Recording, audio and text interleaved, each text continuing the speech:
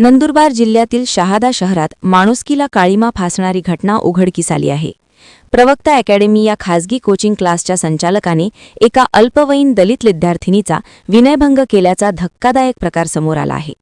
या घटनेनंतर संपूर्ण जिल्ह्यात संतापाची लाट पसरली आहे। पुरोगामी संघटना आक्रमक झाल्या असून त्यांनी शहादा उपविभागीय पोलीस अधिकारी कार्यालयावर निषेध मोर्चा काढत आरोपीला कठोर कारवाई करण्याची मागणी केली आहे। शहादा शहरातील प्रवक्ता अकॅडमीचा संचालक योगेश अरुण शेंडे यांनी विद्यार्थिनीला क्लासमध्ये कुणीही नसताना बोलावून तिचे लैंगिक शोषण करण्याचा प्रयत्न केला। पीडित मुलीने हा प्रकार घरी सांगितल्यानंतर तिच्या कुटुंबियांनी विचारणा केली असता आरोपीने त्यांना जातीवाचक शिवीगाळ करत जीवे मारण्याची धमकी दिली।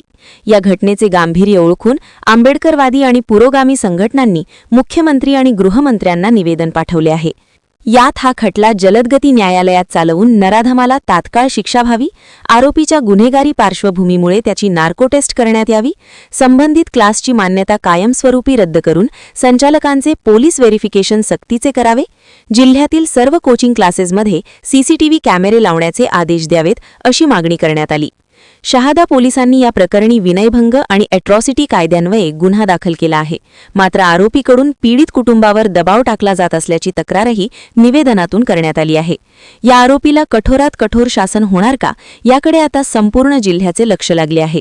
सुनील माळी, श्री न्यूज, शहादा। आज शहादा पोलीस विभागीय उपविभागीय कार्यालयावर आंबेडकरी समाजाने व विविध सामाजिक संघटनांनी मिळून हा मोर्चा काढलेला होता। मोर्चाचा उद्देश असा होता की प्रवक्ता अकॅडमीचा जो संचालक आहे योगेश शेंडे, या योगेश शेंडेने एका दलित समुदायातील मुलीचा विनयभंग केलेला आहे, तसेच तिच्यावर अतिप्रसंग करण्याचा प्रयत्न केलेला आहे। त्यामुळे शेकडोच्या संख्येने समाज बांधव एकत्र येऊन त्यांच्यावर जो खटला दाखल झालेला आहे त्या खटल्याचा फास्ट ट्रॅक कोर्टामध्ये खटला चालवून त्याला तात्काळ शिक्षा द्यावी ही एक मागणी होती। तसेच तो गुन्हेगारी प्रवृत्तीचा आहे, त्याच्यावर विविध गुन्हे दाखल आहेत आणि त्या गुन्ह्यांचा सुद्धा संबंध या खटल्यामध्ये सामील करून त्याला कशी शिक्षा करता येईल यासाठी हा मोर्चा होता।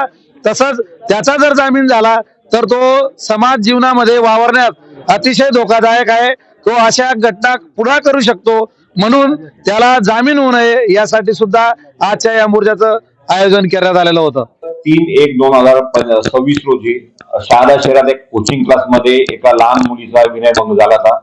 त्या अनुषंगाने फिर्याद दाखल झाल्यानंतर तात्काळ शहादा पोलिसांचे अधिकारी अंमलदार यांनी सदर गुन्ह्यातील आरोपी त्यास अटक करण्यात आली। अटक केल्यानंतर आम्ही त्यास माननीय न्यायालयासमोर हजर करण्यात येऊन त्याचे 3 दिवस पोलीस कस्टडी घेण्यात येऊन अधिक तपास करण्यात आलेला आहे। या संदर्भात आम्ही जामीनला विरोध करणार, त्याबाबत आमचे शासकीय सरकारी वकील असतील त्यांच्याशी चर्चा केलेली आहे। संदर्भात आम्ही शैक्षणिक विभागाला त्याबाबत आम्ही पत्रव्यवहार करून त्याची माहिती देत आहोत। शहादा पोलीस स्टेशनचे सहाय्यक पोलीस निरीक्षक सोनवणे साहेब हे तपास करीत आहेत।